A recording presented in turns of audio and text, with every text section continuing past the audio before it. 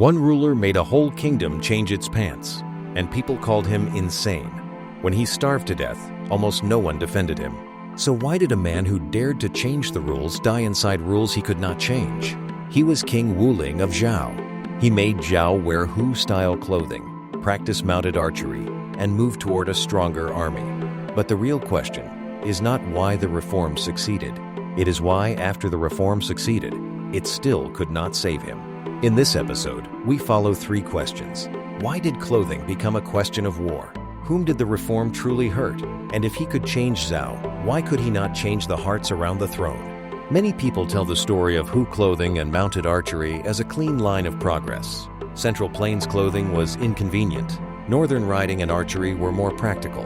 King Wuling learned a better method, and Zhao became stronger. This version is not wrong, but it is too smooth. It skips the painful part. Clothing is never only fabric.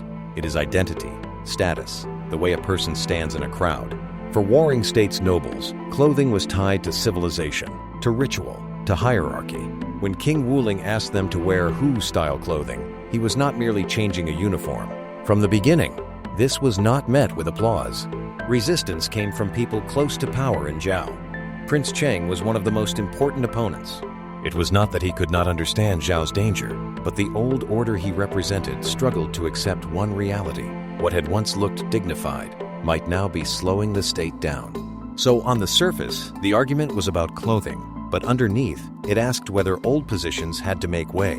He was asking, are you willing to admit that the style you are proud of is slowing the state down? Why is that so painful to hear? Because it was not criticizing one garment. It was criticizing an entire sense of self. What a noble war, how he stood, how he appeared at court, all told others who he was. When King Wuling suddenly said this had to change, many people did not hear a military order. They heard humiliation. The hardest part of reform is often not finding the new method. It is that the new method humiliates old status.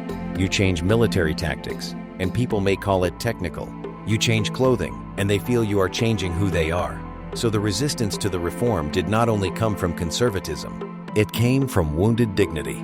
King Wuling's ruthlessness was that he did not hide the reform. He did not test it quietly inside the barracks, nor did he first let ordinary soldiers bear the ridicule for him. He wore it first, making the reform begin on the ruler's own body.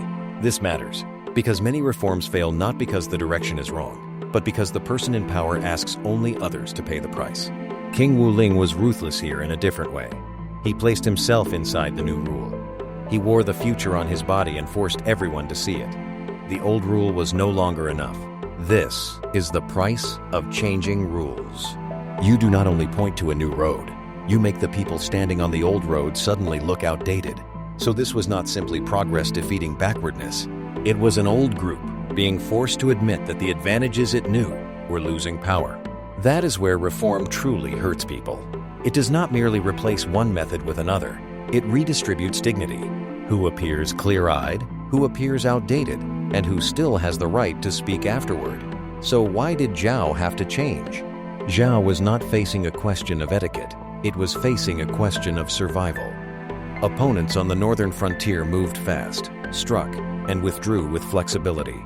Older chariot logic and older clothing struggled to answer that kind of war. The warring states period did not let a state remain dignified just because it wanted to. Pressure on the frontier forced an answer every day. Would you keep losing in a familiar posture, or put pride down and learn the enemy's strength? North of Zhao were mounted archery powers such as Linhu and Lufan. Older Central Plains methods facing that speed responded too slowly, turned too slowly, and pursued too slowly. So Hu clothing and mounted archery was not an aesthetic choice. It was a military survival choice. The meaning of the reform was not copying a look, but reshaping the state's body for a new kind of war. Shorter clothing helped riding and shooting. Cavalry increased mobility. Training changed the rhythm of the army. Zhao was right to take this step. After the reform, Zhao's military power grew, and it became a major power in the later warring states period.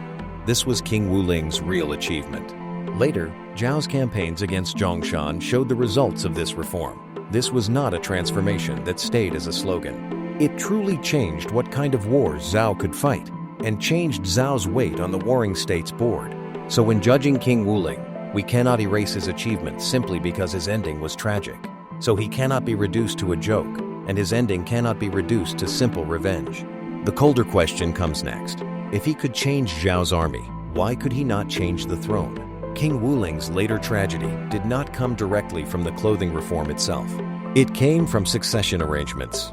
He passed the throne to a younger son and called himself the retired ruler.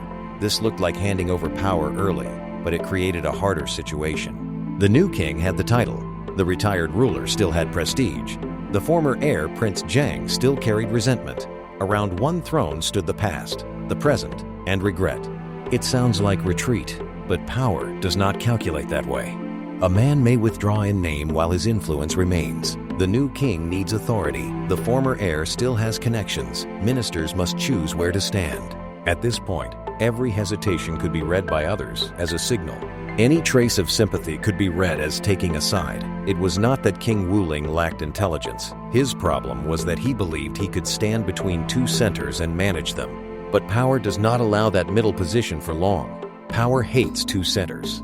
The Sand Hill incident was this problem breaking open. Here we must be precise. This was not the whole country taking revenge for clothing reform, and the reform did not directly kill him. The direct cause was a palace crisis triggered by succession arrangements. Prince Cheng and Li Dui controlled the situation. King Wuling was trapped at Sand Hill and finally starved. This is the causal line this episode must keep clear. The reform did not cause his death, nor did old nobles collectively avenge the clothing change. Rather, he could change the military system, but failed to redesign the succession system. One system became faster, while another remained stuck in old rules. That is the sharpest irony. He could change the clothing of a kingdom, change how soldiers fought, but not how power transferred. Reform helped Zhao's battlefield, but it could not save the hearts around the throne.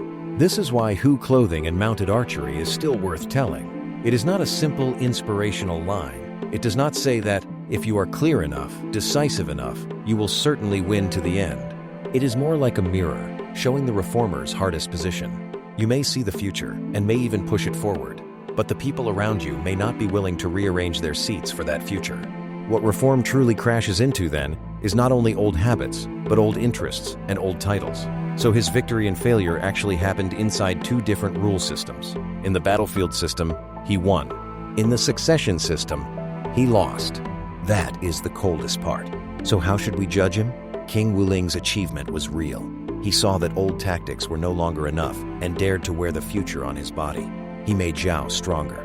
That cannot be erased. But his tragedy was also real. He understood the battlefield, but failed to manage the hearts around the throne. He could change custom, but not succession. This is not a story of reform being avenged. It is the story of a man winning at the frontier and losing behind the throne. Some old clothes can be taken off. Some old powers cannot. So here is the question.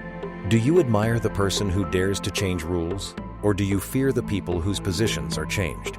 Tomorrow, we talk about Zhu Di's rebellion. A man who pretended to be mad for 3 years? Why did he dare to bet on an empire? If you want to know more history buried by time, follow Hangshi.